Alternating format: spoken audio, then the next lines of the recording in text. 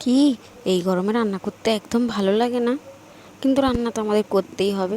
তাহলে চলো ঝটপট একটা রেসিপি তোমাদের সঙ্গে শেয়ার করি, যেটা হলো চিংড়ি মাছের বাটি চচ্চড়ি। দেখো, প্রথমে আলু নিয়েছি, তারপরে নিয়েছি চিংড়ি মাছ, এবার দিয়েছি হলুদ, পরিমাণ মতো নুন, আর দিয়েছি সর্ষের তেল, আর দেব পেঁয়াজ দিয়ে ভালো করে মেখে নেব, খুব সুন্দর করে মাখবো।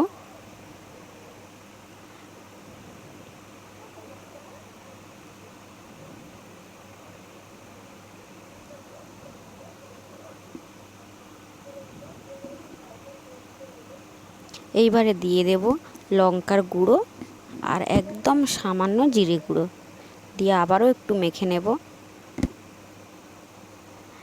গন্ধটাই কত সুন্দর বেরিয়েছে, খেতে কত নাই ভালো হবে। তারপরে দিয়ে দেব একটু চিনি। ব্যাস, আমার মাখা রেডি। এবার একটু সর্ষের তেল দিয়ে তারপরে আধ ঘন্টা ঢেকে রেখে দেব।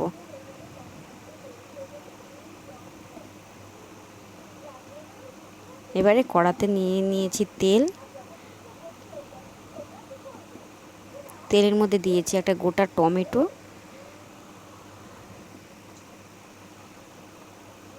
ওই তেলে দিয়ে দেব শুকনো লঙ্কার গুঁড়ো। গুঁড়োটা দিলে কি হয়, যেমন ঝালটাও কম লাগে আর কালারটাও কিন্তু খুব সুন্দর হয়। আর দিয়ে দিলাম কয়েক টুকরো কাঁচা লঙ্কা। ব্যাস, দিয়ে নেড়ে চেড়ে এবার যেটা মেখে রেখেছিলাম ওটা দিয়ে দিলাম।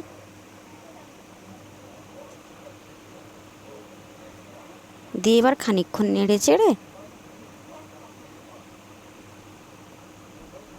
বেশ খানিকক্ষণ নেড়ে চেড়ে এবার একদম সামান্য পরিমাণে দেব জল, একদম অল্প, শুধু আলুটা সেদ্ধ হওয়ার মতোই জল দেব। দিয়ে গ্যাসটা একদম আস্তে দিয়ে ঢাকা দিয়ে রেখে দেব।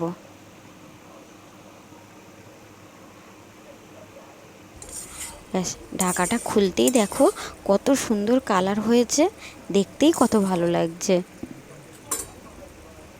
তাহলে খেতে তাহলে কতটাই ভালো লাগবে বলো। তো যাই হোক, আমার রান্নাটা কিন্তু হয়ে এসছে। হওয়ার আগে আমি একটু সর্ষের তেল দিয়ে একটু নাড়িয়ে চাড়িয়ে নেব আর একটু ঝোলটা শুকিয়ে নেব।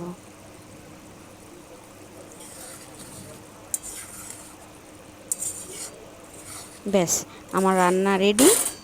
তো বলো রেসিপিটা কেমন লাগলো। যদি ভালো লেগে থাকে অবশ্যই লাইক, শেয়ার, কমেন্ট করো।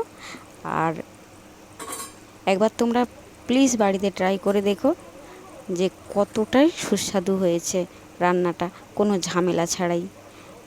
তো টাটা।